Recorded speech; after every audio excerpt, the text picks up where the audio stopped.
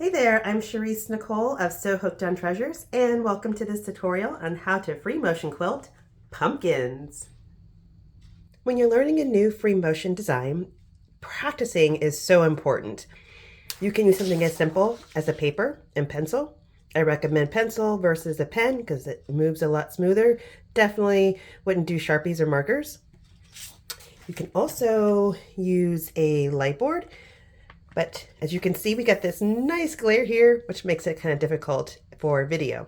So in my demo this time, I'm just going to use my tablet and the stylus as my pencil. First, we're going to start with your basic pumpkin structure. You're in essence going to make a larger circle and then an eye shape on the inside. I'm going to try not to lift my pen as I'm writing because your needle doesn't lift. So I'm going to make a circle, come to the point where I started, and then in the center of that, make kind of an eye shape. So come to a point at the bottom, relatively close to the center, and then back up to the top where you started. This is where you're going to come into your pumpkin, and then you'll also come back out in order to travel. Now think about how pumpkins grow naturally. They're in all shapes and sizes. They're not perfectly symmetrical. Allow yourself that freedom when sewing your pumpkins to do the same thing. They don't all have to be the same size or the same shape. So you can have smaller pumpkins. Make my eye here in the center. Yes. Or you can have bigger pumpkins. Me at the top. Yes, come to that point and then make my eye in the center.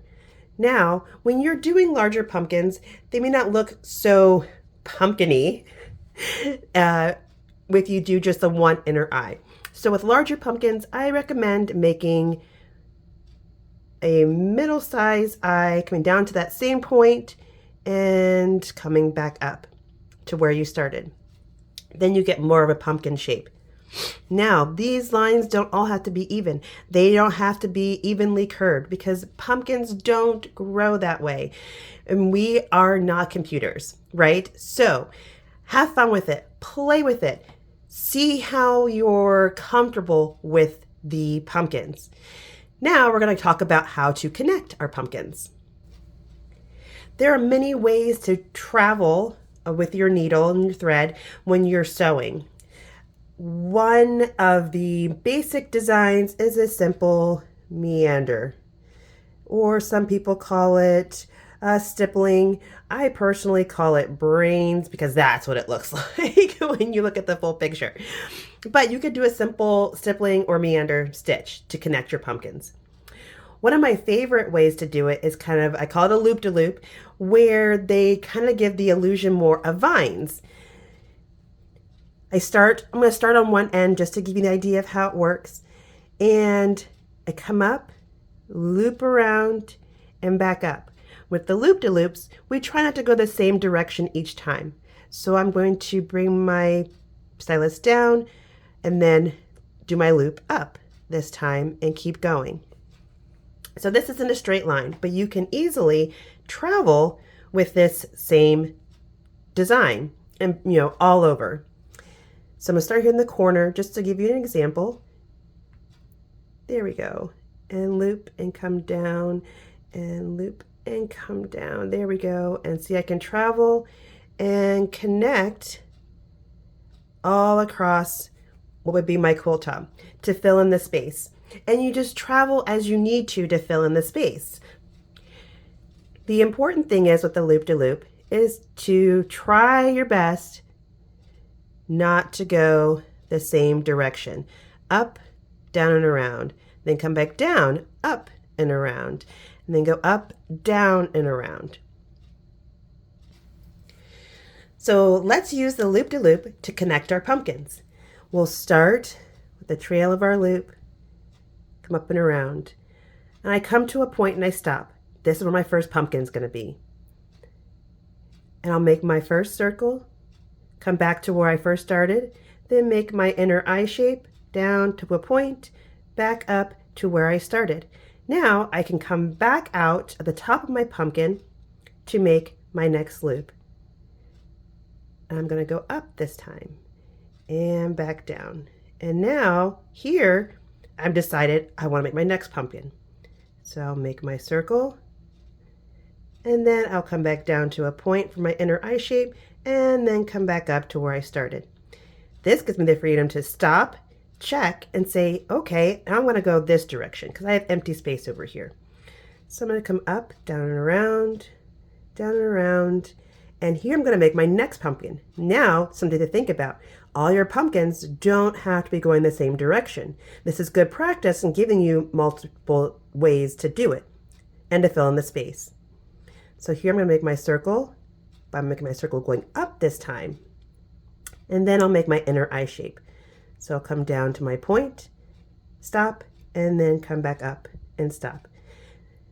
Those stopping points, when you get to a space, when you finish your pumpkin, that gives you the freedom to think about, stop with your needle, foot off the pedal, where do I need to go to fill in more space? And that's where you would travel with your loops and continue. Here, I can stop, think about where do I want to go, and then continue on.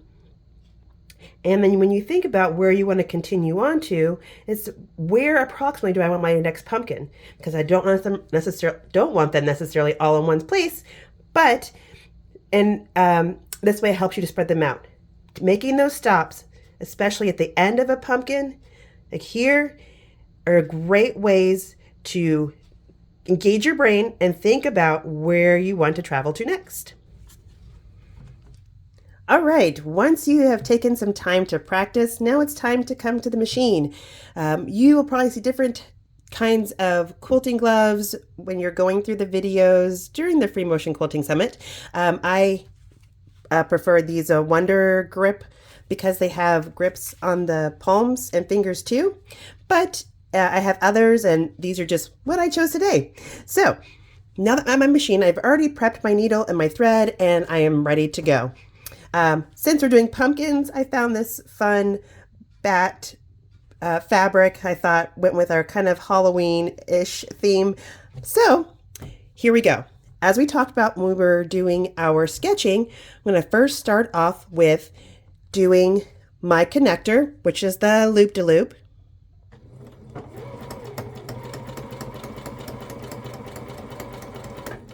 Move my thread out of the way here.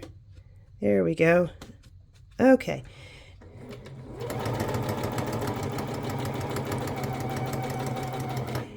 Now, I'm going to stop, and this is where I'm going to put my next pumpkin, my first pumpkin, I should say. Now, you can move your quilt however you want to make your pumpkin and whatever works for you. You don't have to keep it the same way all the time. So in this case, I've slightly turned, so I'm going to slightly turn my fabric. Now I'm going to make my first circle.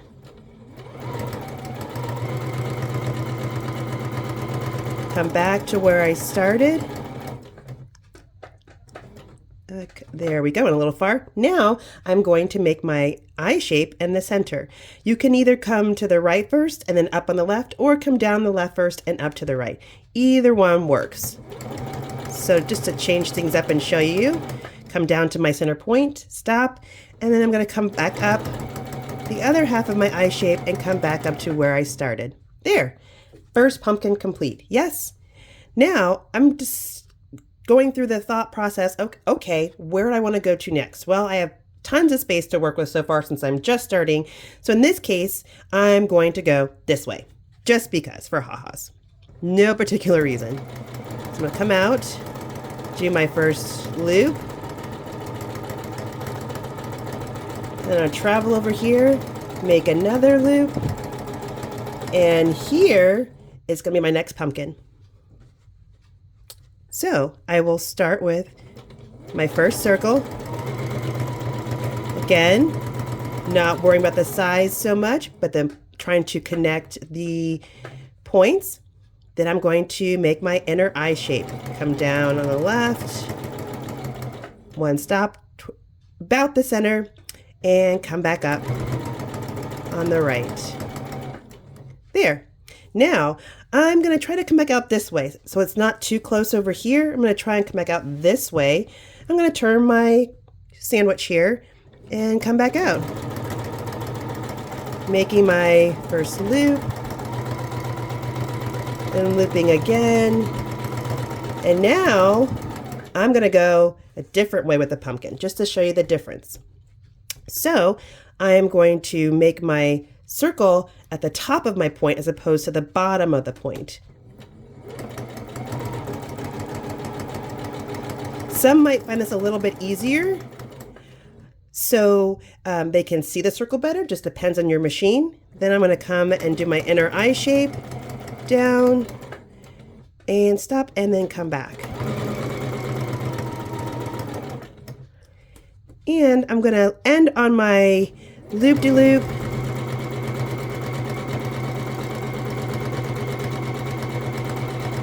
Just so we have an end point.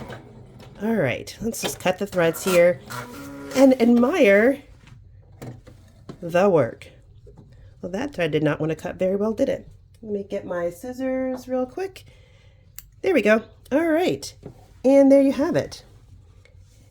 You have your pumpkin shapes. See, they're not all exactly even. They're not all exactly the same size. They're not all perfect circles. And guess what? That is okay.